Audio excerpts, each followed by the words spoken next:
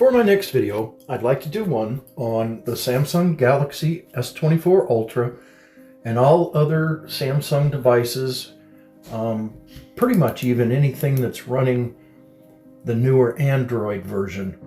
And that is how to take the noise off of your voice, take the background noise off of your voice in a phone call. Okay, so let's go ahead and just dig right in here. So go ahead and make your phone call. So I'm going to make a call.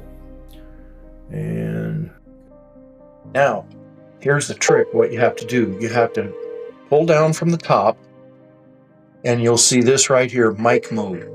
It goes standard or voice focus. So they're obvious which ones to pick. So if you hit voice focus, then it will cut out all background noise, and it'll primarily go right just recording of just your voice and no background noise.